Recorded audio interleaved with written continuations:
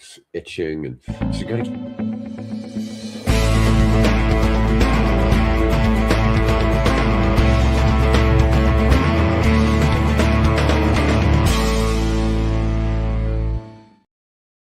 Hi, I'm David with EV World News. We're talking about electric vehicles, green energy, and the stock markets. And I'm back today on a Friday with our founder and chief editor, Bill Moore. How's it going today, Bill? Bill the baker. I've been baking this morning. Brad, I'm working on cinnamon rolls. Well, and a little bit of EV World stuff while I'm at it. Yeah. So if anybody gets it in the chat, I'm trying to do my best impression of Mikhail Gorbachev today. So if you get my reference, just put it in the chat.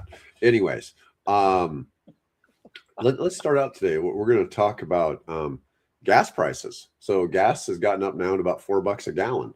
Like I care. Average price, yeah, 20% increase. This has caused a 20% increase in online EV searches globally from London to Manila. Yep. Yeah, it's really kind of wild how that is. A wave of affordable used EVs from expiring leases could accelerate adoption in the coming months.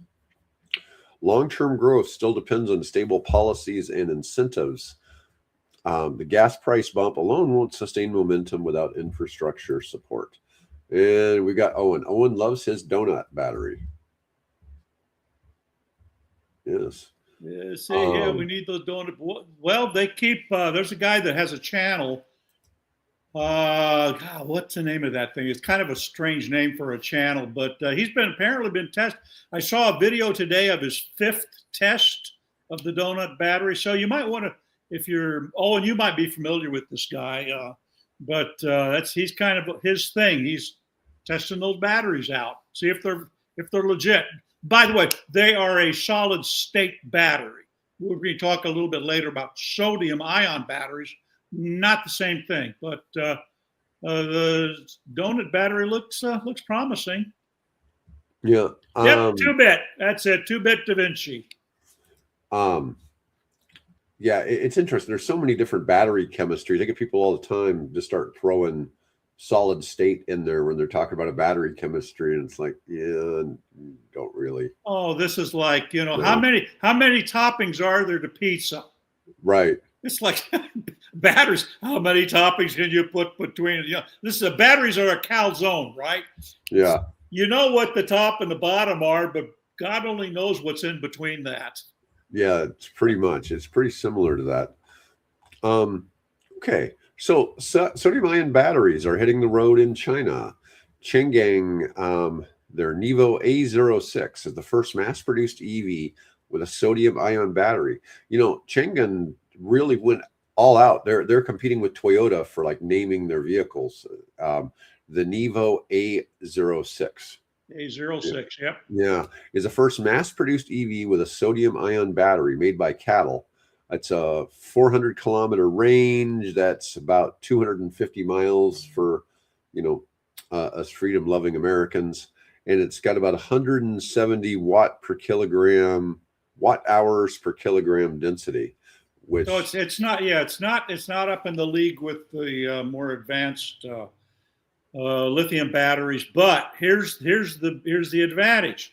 They can take hot and cold temperatures. They will retain pretty much most of their charge capacity down to minus 20 degrees centigrade, which is crazy. I mean, once here with my Volt, I saw a dramatic drop. Summertime, I can get typically around 5 miles per kilowatt.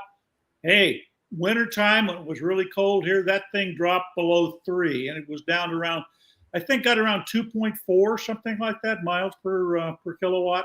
Yes. And so the sodium battery supposedly will keep all that range and fast charge in like 11 minutes, something like that. Mm-hmm. All right, let's see. So BAIC has a battery called the Aurora prototype. Yep. Operates from negative 40 Celsius to plus 60 Celsius. Boy, yep. I don't know what that is, but that sounds hot. Yeah, that's well over 120 degrees, something like that. Retains 92% capacity at negative 20 and charges to 80% in 11 minutes. Oh, yeah, that's Aurora. Yeah. Yeah, that's impressive. could undercut LFP batteries by 15 to 30% in cost. Perfect for city cars, delivery fleets, and cold weather markets. Yep, And they're of course, not a long range battery. right, because of the reduced Energy density. Yeah. energy density. Right. Well, I know the East Group makes sodium ion 12-volt batteries. So they produce the first 12-volt battery. And let's see. Oh, getting these out of order. Heat pumps still need resistive heat to work and really cold temps. That kills your range as well. But anyways, this was kind of interesting about the sodium ion battery, because we're always talking about different chemistries. But one of the things, when it says that the battery can charge to 80% in 11 minutes, but what does that really mean? I mean, because it means you got to have a lot of power behind that plug. Well, yeah. So are we talking about a megawatt charger to do that? Probably. Yeah. So it's just as capable of accepting that. I've had people trying to show me why a hemp graphene aluminum battery will, replace all these other battery chemistries. And there's been some reasonable research done on it, but it can charge 50 times faster than traditional lithium ion. But once again, you have to have a system that's set up to discharge power that fast. Yeah. So you still have to have, enough. Just because you attach a fire hose size hose to your house doesn't mean that your house can pump out enough water. It's still exactly. Do you have a direct pump to the city large main? Right.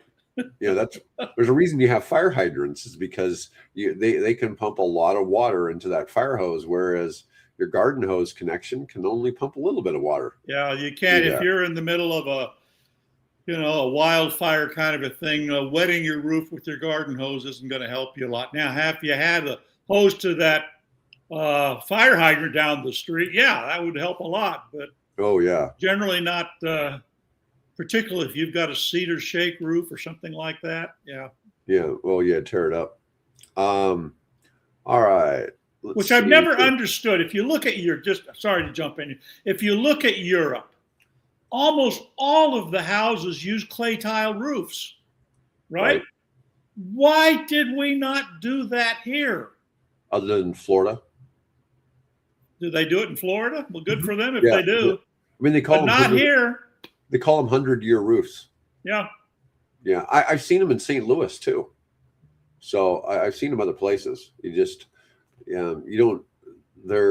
sort of, roofing is sort of a regional thing to a degree. Yeah, it is very much. You'll see basic flat shingles in some places. You'll see architectural style shingles in some places.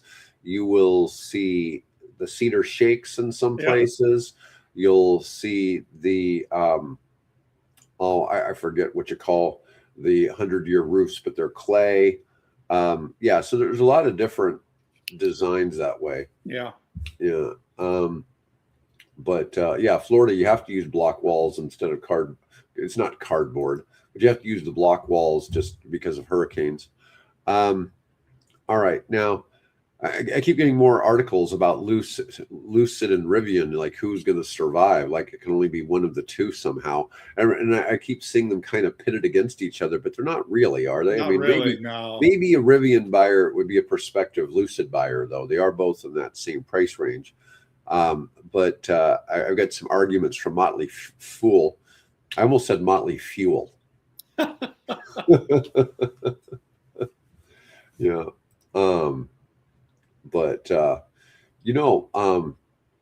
I have a friend who's manufacturing cement blocks that are actually 80% recycled styrofoam, and they are stronger than basic blocks. Just has to do with other aggregates in the mix. Yeah, I would think if you fill those voids with, concrete, you've got to effectively. I mean, when you look at the, what's that technology that uses?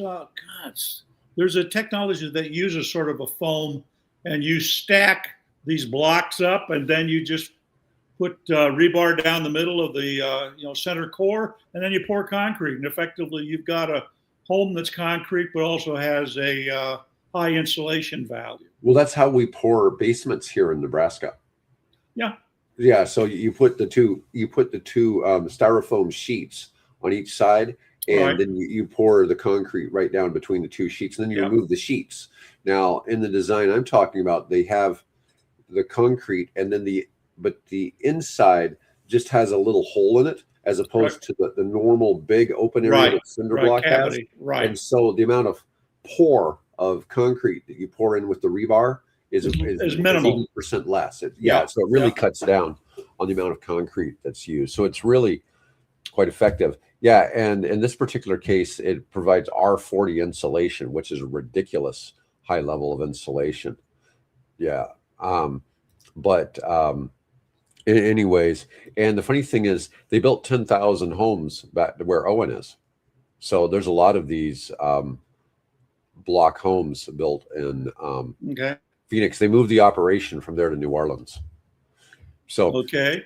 Anyways, now, back to EVs. Yeah, back to EVs. I mean, that is a my fault. That is a recycling issue, right? Styrofoam is right. There's a lot of countries who are trying to outlaw styrofoam because that's such a problem, and that's it's just one of those things that's used so much because it's very useful. Anyways, Rivian secured $1.5 million or $1.5 billion from Uber for 10,000 R2s. For self-driving for a robotaxi fleet.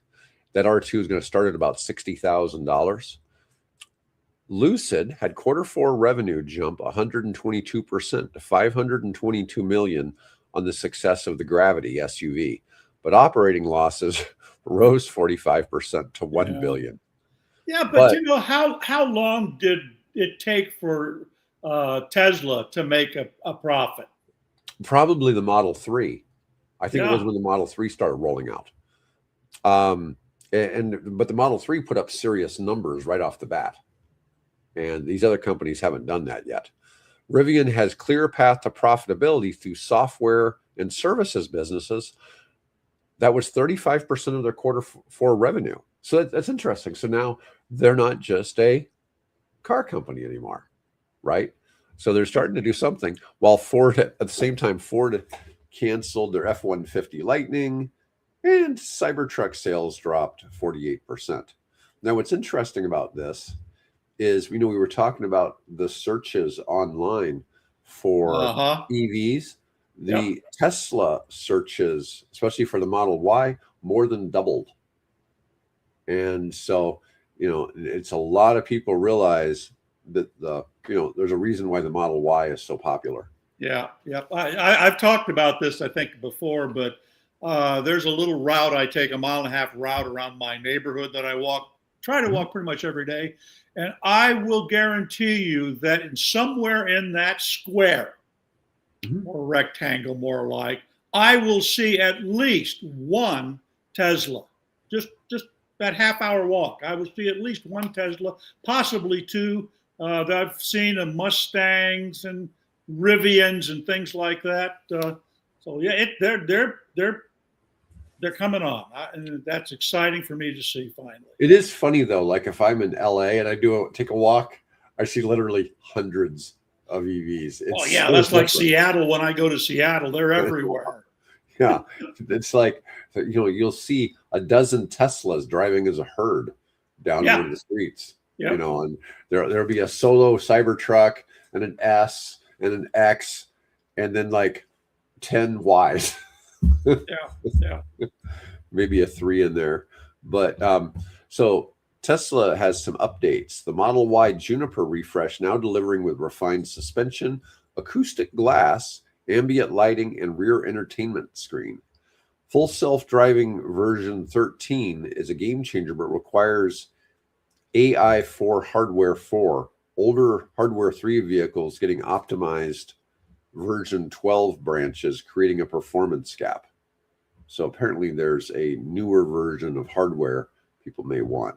A software update. Is that by the way, is that just simply like you take it into your local Tesla dealer shop, whatever, and they pull that module out and they put the new module in. Is it simple as that, or more complicated than that? I I'm don't know. suspecting. I'm not suspecting that that is something. I don't know. I don't know. Maybe you can. I'm sitting here thinking maybe it needs a car upgrade as opposed to Yeah, probably. like most brands, like traditional cars, right? Um, software update.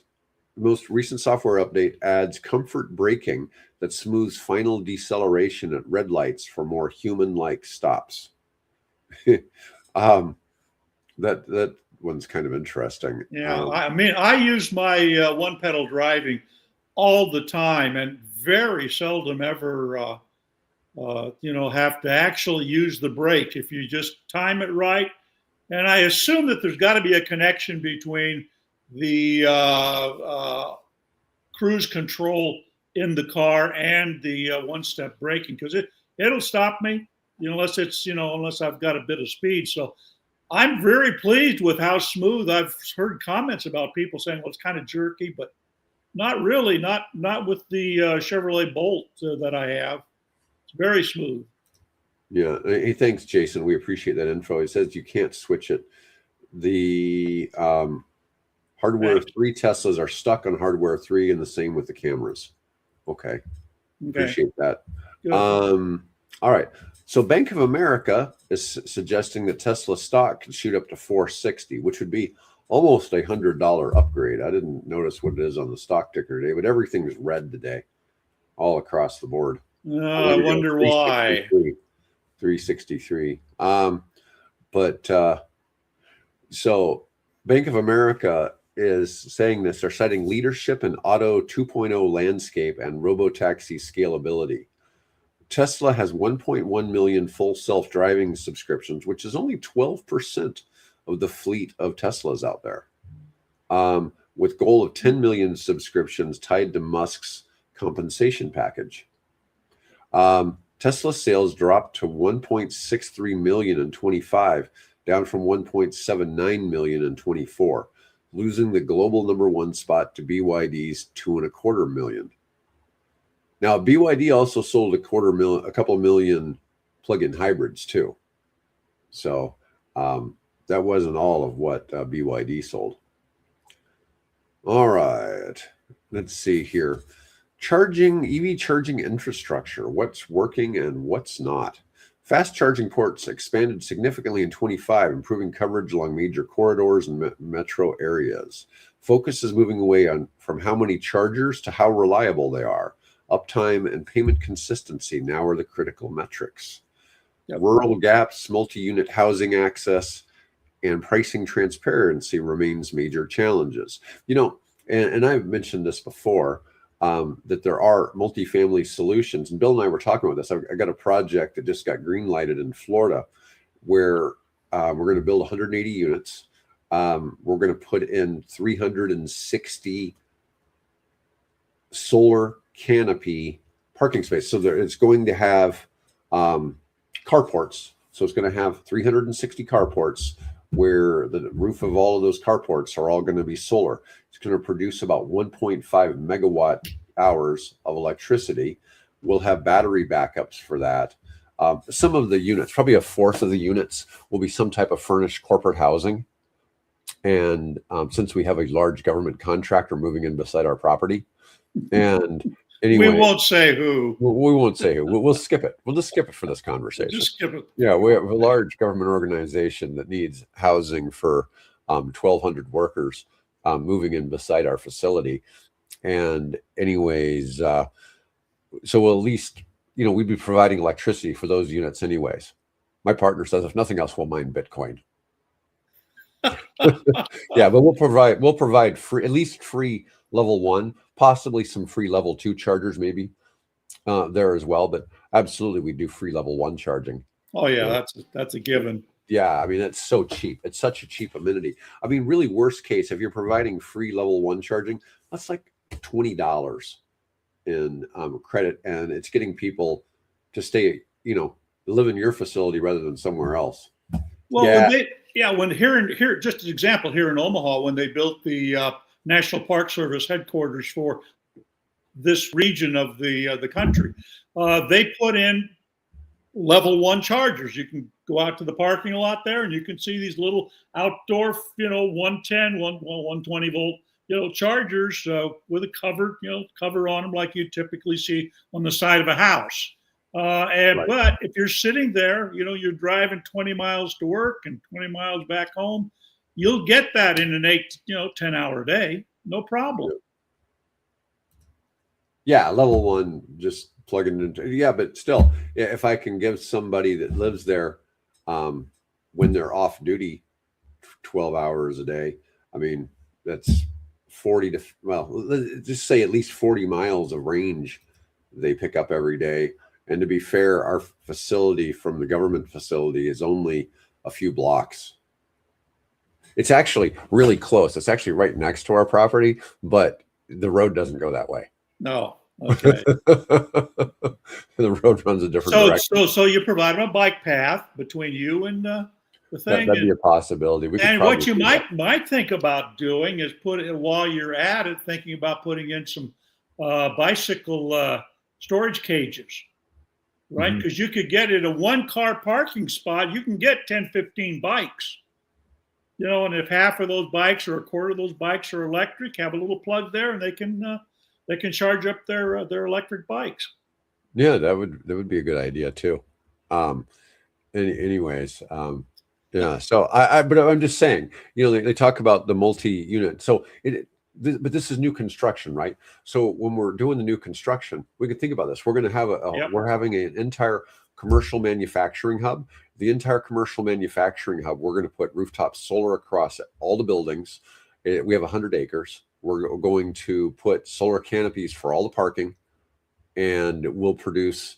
Now, mind you, if we were strictly doing a solar farm, we could, with that 100 acres, we could do almost 20 megawatts. We're going to we'll get about 12 in this method.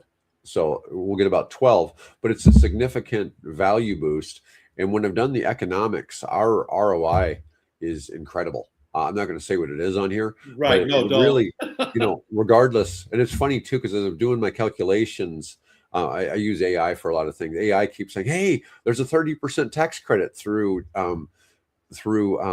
July 4th," and it's like, yeah, whether we get it or not, the return is fantastic. Yeah. Okay.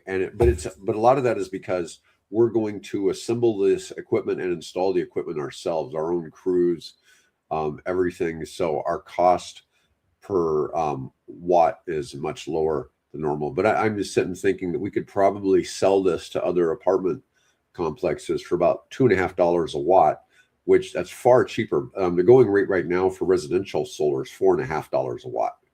Yeah. So it's a significant change.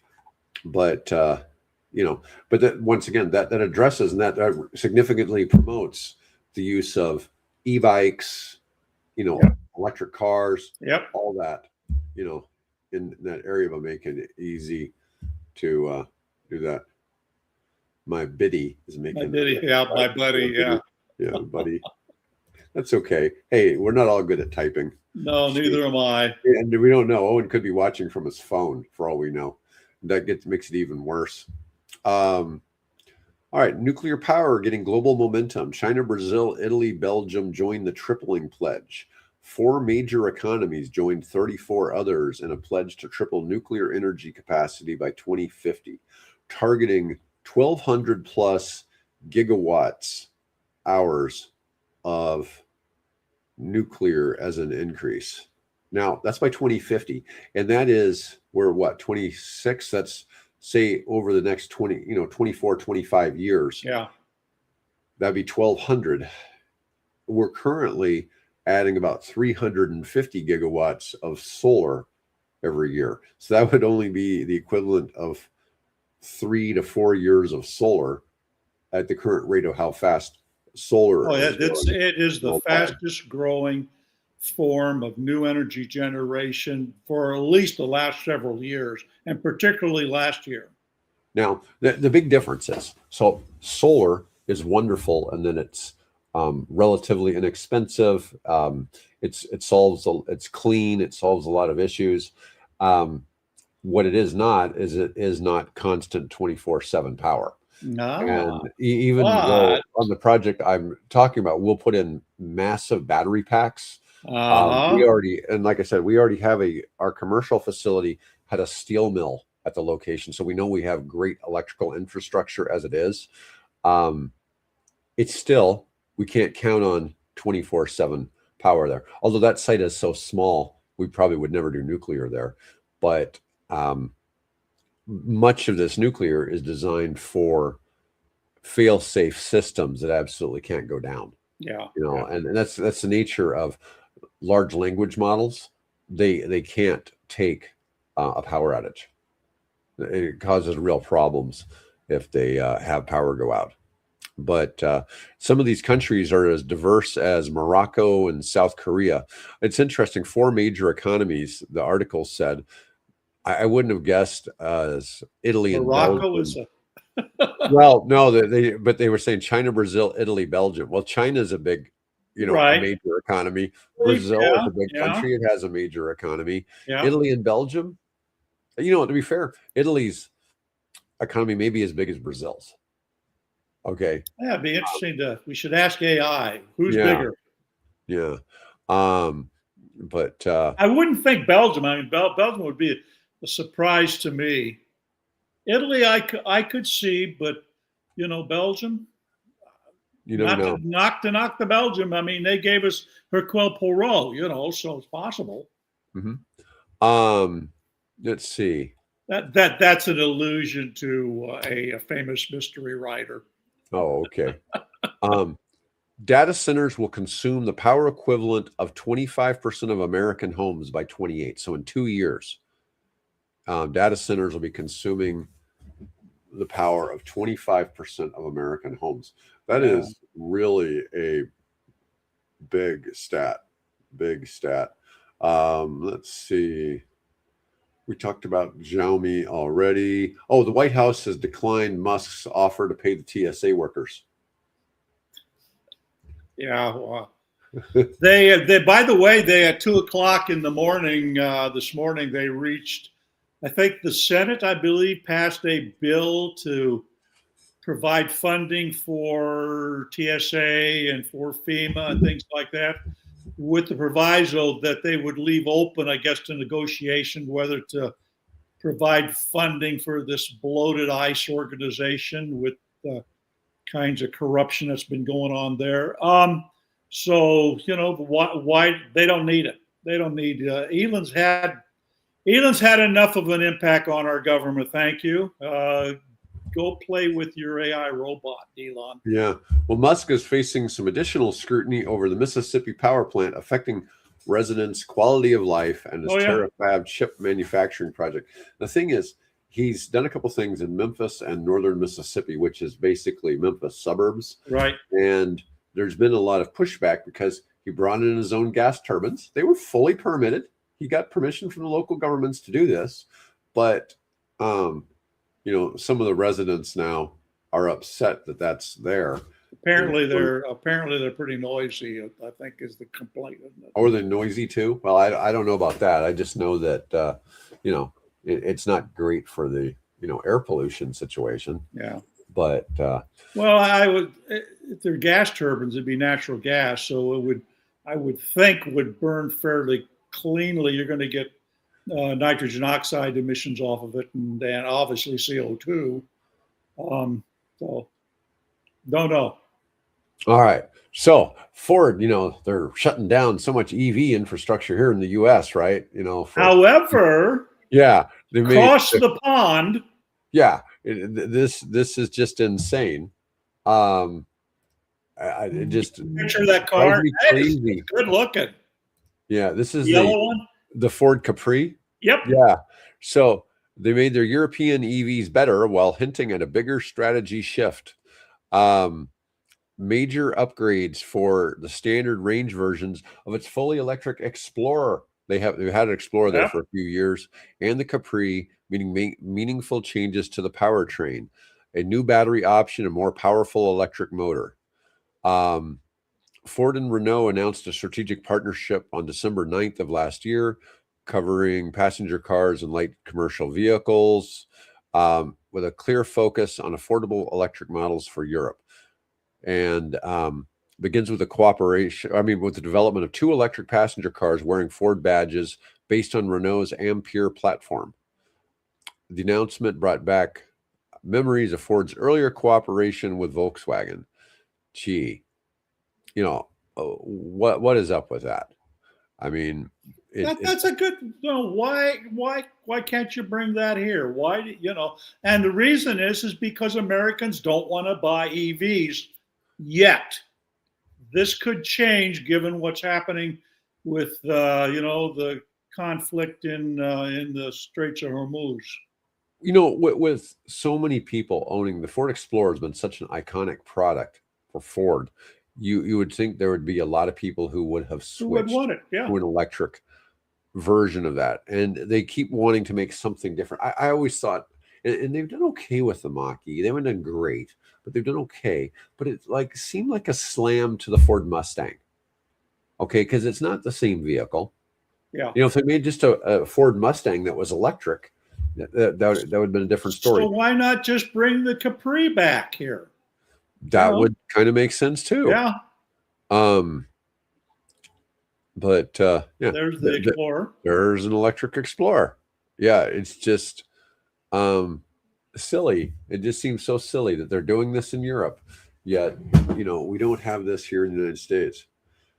It remains to be seen whether the increased range and performance will translate into stronger demand for these battery electric models built on Volkswagen's electric architecture, where the Ford will prefer to wait and see what the Ford-Renault collaboration delivers in the coming years. Ford is not standing still, is clearly signaling its ambition to remain a relevant player in Europe's rapidly evolving electric vehicle race. It just seems so weird. Owen, I'd agree with you on that, but Ford doesn't want to be in the inexpensive car market. Yep. They're just no profit margin. Yeah, they said even in the gas versions they weren't making money on those vehicles because they couldn't compete with the Japanese on that. So they make their money on big trucks and SUVs. Yep. All right, Kia's most affordable EV enters production, is now available to order. I'm betting this isn't available in the U.S. either. No. The EV2 is now rolling off production lines at Kia's plant in Slovakia ahead of customer deliveries next month. They opened up initial orders at lower price than expected. Let's see. Hey, your friend Oklo's up. Oh, that's nice. Yeah, $52. I mean, crap, they were at 193 at the end of last year. Now that BWXT is one we talked about with Mike, because they're the ones that make the reactors for submarines and aircraft carriers. Right, yeah. Yeah, and there's some good stuff going on with them. The EV2 starts at $30,500. And in Germany, they're offering leases as low as $275 US per month. Wow. There's 4 variations: the light, the air, the earth. And you'd think the other one would be water or fire, but it's a GT. GT, of course. Grand Touring. GT line. If they're going to have light, air, earth, to me, fire and water would be the other models. But anyways, it's the GT line. Buyers can choose from 2 battery packs, a 42 kilowatt or a 61 kilowatt hour, which Kia expects will provide about anywhere from 197 on the low end and 281 on the larger. Still, for a $30,000 EV for Europe, that's a pretty good deal. It's using the 400 volt architecture rather than an 800 volt. Let's see. But it can still recharge 10 to 80% in about 30 minutes using a 118 kilowatt DC fast charger. Let's see. Yeah, so anyways, another vehicle is not coming to the United States. There's a class action lawsuit against all American air conditioning manufacturers for market manipulation since 2020. Car makers are also suspect. Are we talking about the change in the type of Freon, or because I think Honeywell owns all the patents on Freon or somebody like that. I'm just kind of wondering what that might be about. Anyways, Bill, we're trying to cut the show a little shorter. Yes. Did we talk about the sodium ion yet? We did. Oh, we did. Okay. We did that right off the bat. No, Yeah. shows. Price. Like Yeah, I said, okay. I'm elsewhere at the moment. Yeah. Well, nobody in the chat picked up on the Mikhail Gorbachev thing. So, anyways. Oh, okay. Yeah. So, anyways, folks. Well, okay. Explain. Oh no, I'll tell you off the air. Okay, tell me off the air. All right. Anyways, folks, I want to thank everybody for watching. I'll be back with Bill on Tuesday. Otherwise, have a great weekend. And maybe Bill will be a little sharper at that point. Maybe. Oh, yeah.